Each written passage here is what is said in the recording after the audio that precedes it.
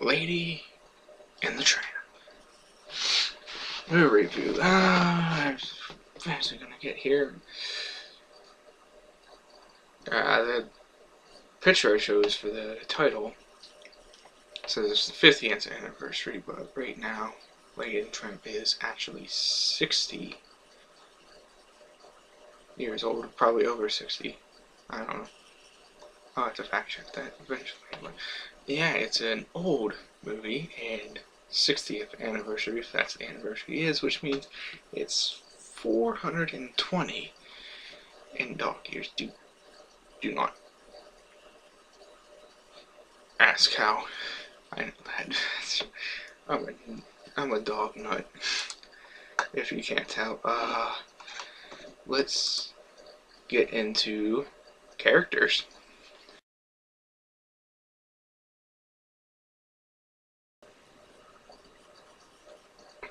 Lady, the character Lady, one of the title characters, the main characters of the movie, actually gets her name from Joe Grant, who showed Walt Disney himself pictures, well, sketches of his real life spaniel.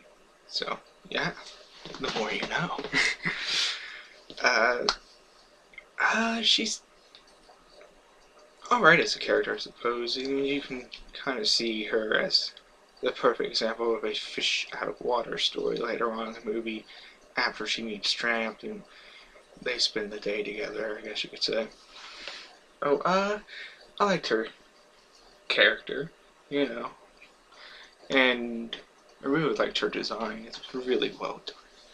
So yeah, I really liked her character design. All the character designs in this are spot on, and it's amazing the amount of design and the animation level from like a movie that, as I said, is probably over 60 years old by now. Wow.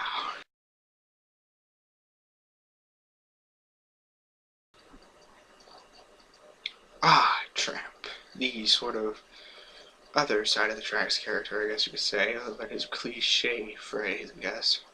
But Walt Disney actually came up with a name for the character himself.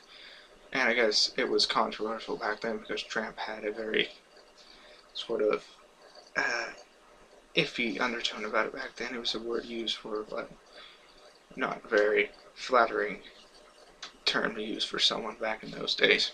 But Tramp is kind of like the laid back street dog. He is my favorite character in the movie, really. I really like his character. So yeah, he's a good character, I guess you could say.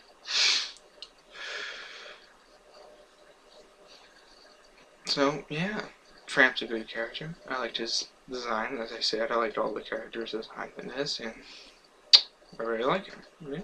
He's probably got the most humorous parts in the movies, and his voice actor really delivered a very good voice for his character. You know, so yeah. Mm-hmm. I guess Jock and Trusty were really there for the humor of the movie. I guess you could say, and they do have some like parts that make you chuckle, like scenes that make you chuckle and all that, and you can tell they're really good friends of ladies, I guess. Not really very fond of Tramp when they first meet him, but I guess that kind of makes them endearing in a way because there's like they're overprotective. Uh, I really like the whole Trustees lost his sense of smell and how that's like how they come out and say it's like something terrible and horrible that can happen to a dog in this world. So yeah, um,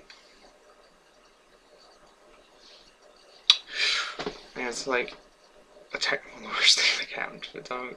Uh, I do like how they save Tramp at the end of the movie, so it's like they get a redeeming arc for being so distrustful towards him. Though let's be honest, some random street dog, so when you started getting coffee with your friend, I guess you could be a little judgmental too.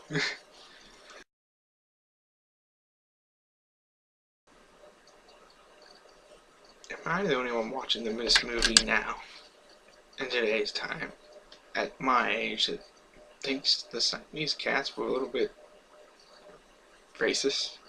I guess, like, kind of racist, maybe? I do have one of the more enjoyable songs, unfortunately. And their scene where they get Lady into trouble and all that is crucial to the movie's plot. So I guess I can give a little bit of leeway there, but still, it's not extremely uncomfortable. I guess the feeling that I get off of them for racist, but still, it's like,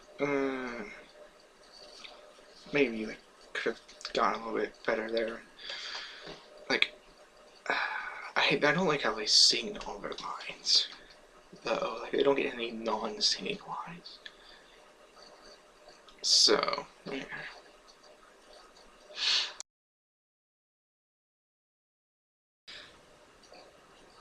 Can I just say that the pound is probably one of the most depressing Disney moments ever. I mean, like, all those dogs just, like, trying in this, like, miserable place, and the long walk that the poor dog takes.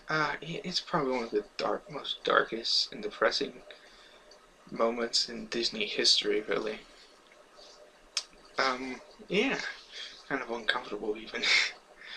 But I love all the different characters that the Hound Dogs get, I guess you could say, and they do get like one of the only two songs in the movie, because this and Bella Notte are the only songs. I mean, I just watched this a little while ago, or yesterday, actually, and I don't seem to be able to remember any other songs in those two, but yeah, they do get an enjoyable song, and they're all like got really interesting characters, I guess you could say, and then they do play a crucial role to revealing a lot of Tramp's like controversial backstory, I guess you could say, for Walter and Paul and all that. This is weakness. So yeah, depressing scene, good characters though.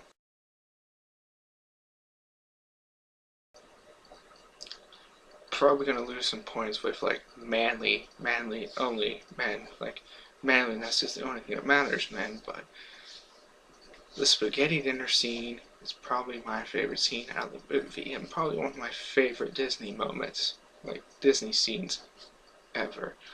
I can't find any faults with that scenes. Animation and musical parts, I guess. But yeah, it's my favorite scene. It does finally establish the romance, because until now we didn't really know that there was going to be any romance involved in Lady and the Tramp. I mean, I guess we kind of did, considering the title, and it's a Disney movie, so there's got to be romance in there somewhere. But I really like this scene, and it makes the movie a lot more enjoyable, really. And it's, yeah.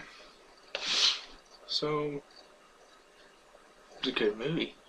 Really, now is all I gotta say. But I guess we'll go into music, animation, and how good is the plot, I guess, is what I'll talk about next. So yeah, I pretty much got all the important characters that way. I mean, they're all the human characters, like Aunt Sarah, Jim Deere, and Darling. Now, I guess I do like how they're kind of like their names. I guess that's not really their names, but it's kind of like what they call each other. And the dogs kind of just like think of that as their names. So yeah, I guess Aunt Sarah does arrive with the cats just because it's one of the main conflicts of the movie. So yeah, I've talked about them. On to animation.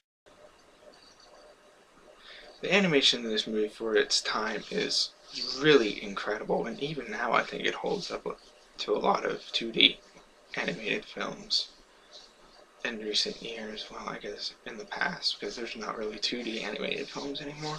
Yeah, the animation is really good. I love how it's animated from a dog's perspective, like how a dog would see the events of the movie. I really like that. I do love how they actually brought in actual dogs during the animation process to sort of get a look at what the characters would look like. Uh,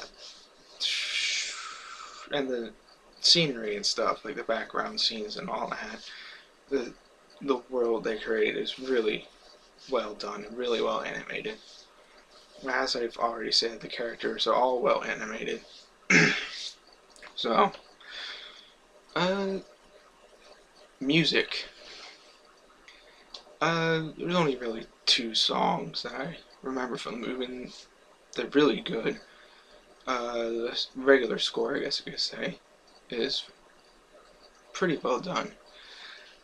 And I guess moving on to plot, it's your general plot, 2 people from different sides of the tracks meet and end up together in the end. They could say they fall in love, they have some struggles along the way, and yeah, none of the plot's really good, in all honesty, in my opinion, anyways. So yeah. Now, then, guess it's time to give it my rating. It's not groundbreaking in any sense, I guess. It didn't revolutionize animation because it was made, I guess. So, it is a good movie. I would honestly, I guess, I'd have to say I would give it a 3.5 thumbs up.